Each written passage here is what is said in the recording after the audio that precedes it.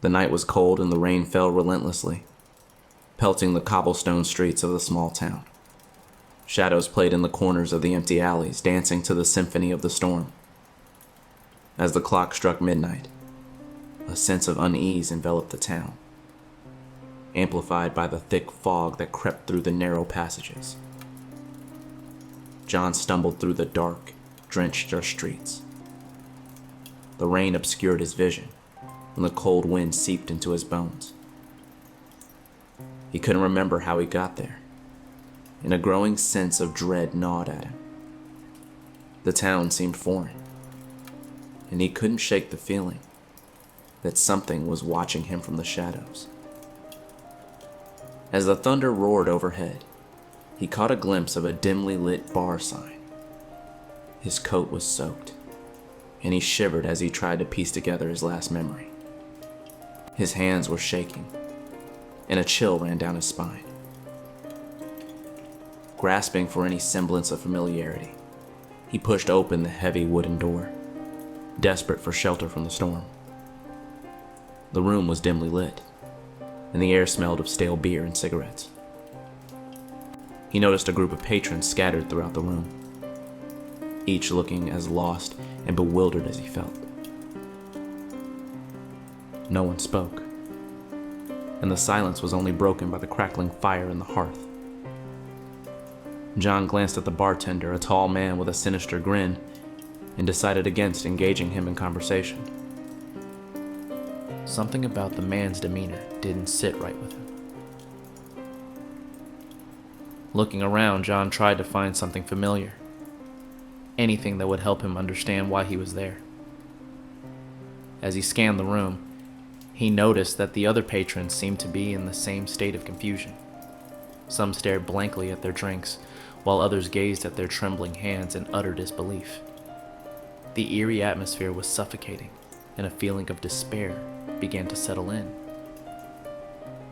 Feeling the overwhelming need to escape, John stood up and made his way towards the door, leaving the unsettling scene behind.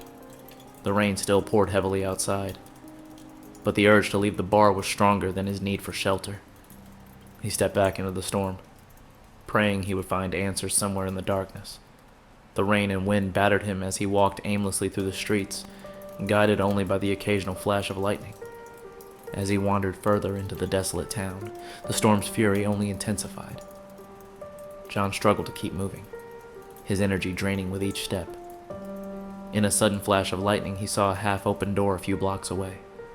Warm, inviting light spilt out from within, offering the promise of respite from the relentless storm. Driven by desperation, John picked up his pace and approached the door, hoping that this new location would offer him some clarity. He pushed the door open and stepped inside, greeted by the familiar smell of damp wood and alcohol. The bar was packed with people, all drenched from the storm. As he took a seat at the counter, the bartender looked at him with a friendly smile and offered him a towel to dry himself off. John looked around, trying to make sense of his surroundings. He thought for a moment, trying to piece together his fragmented memories. Then, with a sense of unease creeping into his heart, he realized that he didn't remember how he ended up in this bar. The warmth of the bar provided a false sense of comfort, and John tried to collect his thoughts. Despite the striking resemblance to the previous bar, the atmosphere here seemed more inviting. The patrons were chatting with one another, but their conversations were laced with apprehension and uncertainty. The bartender handed John a drink, his eyes filled with an unnerving mix of curiosity and unease. John hesitated, sensing that something was amiss. As he clutched the cold glass, he couldn't help but notice the distant look in the eyes of the other patrons. Summoning the courage to confront the bartender, John searched for answers. "Excuse me," he said hesitantly. "I don't remember how I ended up here. Can you help me?" The bartender's smile disappeared momentarily, replaced by a melancholic expression. "You're not the only one, friend," he replied in a somber tone. "People have been wandering into this place all night." A chill ran down John's spine as the bartender's words sank in. The sensation of being trapped in an endless nightmare threatened to overwhelm him. He glanced around the room, watching the other patrons trying to maintain their composure, their eyes betraying their fear. Desperate to escape the cycle, John demanded answers. "How can I get out of here? There must be a way to break this loop." The bartender sighed heavily, his gaze focused on the polished counter. "I wish I knew, friend. I've been stuck in this place for as long as I can remember. There seems to be no escape from this torment." Determined to find a way out, John turned to the other patrons, hoping their combined efforts could provide a solution. As they shared their fragmented memories and pieced together their stories, it became clear that there was no pattern, no link that bound them together. The night wore on, and the bar's atmosphere grew increasingly oppressive. Each patron began to question their sanity as the nightmare showed no signs of abating. With each passing hour, their hope began to fade, replaced by an unrelenting sense of despair. As the clock struck midnight once again, the storm outside seemed to intensify, and the fog thickened, obscuring the town beyond recognition. The patrons realized that their efforts were futile, and the sense of hopelessness became almost unbearable. John's thoughts raced, his mind consumed with fear and dread. The bar had become a prison, the town an eternal purgatory from which there was no escape. The night wore on, and the storm continued to rage outside.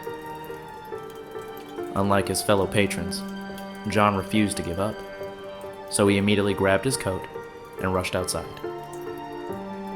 After what felt like hours, he found himself back at the beginning. Drenched from the rain, he walked into the bar, seeking shelter from the storm. He glanced around, unable to shake the feeling that he'd been here before. As he sat down, the bartender greeted him with a smile, handing him a drink. And as he stared at the glass, he realized with horror that he didn't remember how he ended up in this bar. After a couple of hours, John once again started remembering fragments of his previous visits to the bar. He couldn't accept his fate, a prisoner trapped in a nightmare that never seemed to end. Over the course of countless repetitions, he sought a way out of the perpetual loop, each attempt more desperate than the last. He tried to fight the darkness that engulfed the town, as if waging war against the storm would somehow grant him his freedom. He searched for hidden doors and secret passages, believing that the key to his salvation was hidden within the bar itself.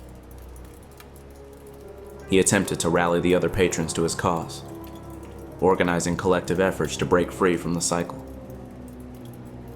However, despite their best intentions, they always found themselves back at square one, with no memory of their previous attempts. Each cycle chipped away at John's spirit, gnawing at his sanity. Eventually, his determination began to wane. As hopelessness crept in, the once vibrant spark of defiance began to flicker and fade. The day came when John simply couldn't continue the struggle. He accepted his place at the table in the bar, now a shell of the man he once was. As his weary eyes stared into the depths of his drink, searching for answers that he knew would never come, a bitter sense of resignation settled in.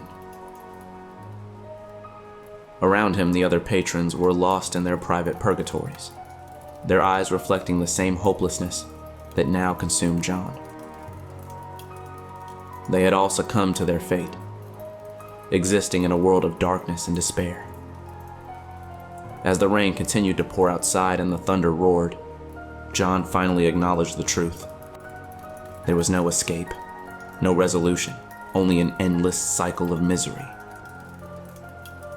Amid the storm's relentless downpour, the door to the bar creaked open once more, and a woman stepped inside. Her clothes drenched from the rain, John's vacant gaze met her eyes as she hesitated, seeking refuge from the deluge outside. He lifted his drink to his lips, and as he took a slow sip, a tear rolled down his cheek. He understood all too well the fate that awaited her in this forsaken place, and his heart ached with sympathy for the newest prisoner of the bar. As she grabbed her drink and took a seat 2 tables away from him, John remained at his table, silent witness to the torment of countless souls, doomed to forever seek shelter from the storm and the cold embrace of the bar.